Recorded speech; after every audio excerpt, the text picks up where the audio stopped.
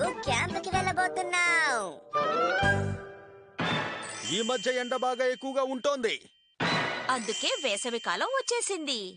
అందువల్ల మేము హాలిడేకి వెళ్ళబోతున్నాం. సరే సరే త్వరగా బయలుదేరండి.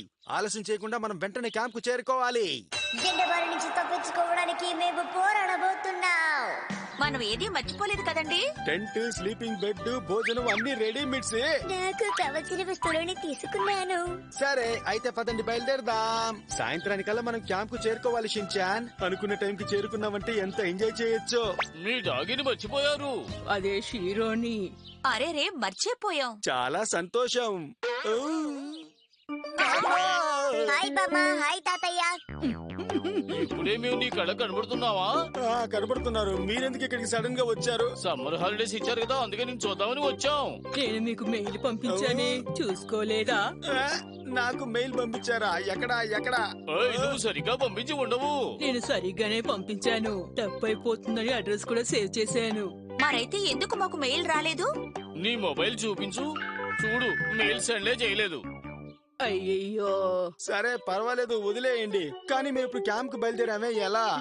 ఏమిటి క్యాంపుగా? హిరోషి, మీకు ఒక పార్సల్ వచ్చింది సార్. సరైన టైంకి తీసుకొచ్చారు. మా తోటలో పడిన కాయగూరలు, పళ్ళు మేమే పంపించాం. సూపర్. ఆ అయితే బార్బిక్యూకి సంబంధించినవన్నీ వచ్చేసాయా? త్వరగా సైన్ చేసి తీసుకోండి. వద్దు, అవేం అక్కర్లేదు, మీరే తీసుకెళ్ళండి. కార్ లో ఆల్రెడీ లోడ్ ఎక్కువగా ఉంది. మీరు కూడా వస్తామంటున్నారు. పైగా వస్తువులు కూడా అంటే ఎలాగా చెప్పండి నాన్న. త్వరగా తీసుకోండి సార్. ప్లీజ్ అండి. మమ్మల్ని క్షమించు బాబు. చెప్పా పెట్టకుండా ఇలా వచ్చేయకూడదు. అది మా తప్పే. తాతయ్య, వేసవి కాలమైనా సరే మనకు ఎండ తెలియడం లేదు కదా. నేను ఏ తప్పు చేయలేదండి. మెయిల్ కరెక్ట్ గానే పంపించాను. ఎందుకు వెళ్ళలేదో తెలియలేదు. ఏమండి, మీరైనా తీసుకుంటారా? సరే సరే ఇక చాలా ఆపండి, రండి తీసుకెళ్తాను. మన అబ్బాయి మనల్ని క్యాంపుకి తీసుకువెళ్తాడని నేను చెప్పాను కదా. అలాగా? ఈ కార్ ని రెండుకి తీసుకున్నాను. పైగా వీళ్ళ వల్ల బాగా లేట్ అయిపోయింది. ఏమవుతుందో ఏమిటో. ఇదిగో షిన్చాన్, మాతో కలిసి నువ్వు కూడా పాట పాడతావా? అదేం అక్కర్లేదు షించాన్, నువ్వు నాతో కలిసే పాట పాడాలి. ఓకే, మీతో కలిసి పాట పాడతాను. మీ అల్లరి కాసేపు ఆపుతారా లేదా?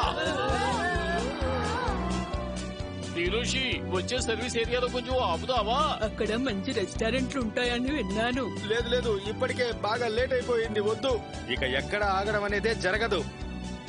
కార్ ఆపండి. మీ అమ్మా నాన్న వెళ్ళాలంటున్నారు కదా, ఎందుకు ఇలా చేస్తున్నారు? నాకు ఆకలిగా ఉంది. పిల్లలు నేను ఏదో ఒకటి తింటాం కదా.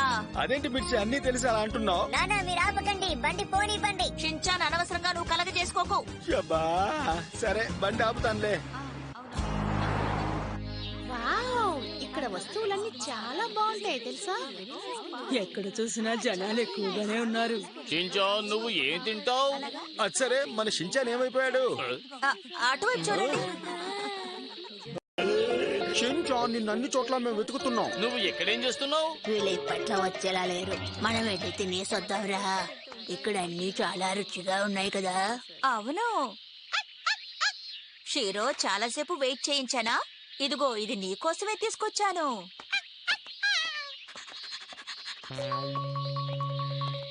వీళ్లతో వెళ్ళుంటే కనీసం భోజనమైనా దొరుకుండేది. ఆకలి వల్ల నాకు మాటలు కూడా రావడం లేదు. నా కడుపు నుంచి కూడా శబ్దాలు బీభత్సంగా వస్తున్నాయి.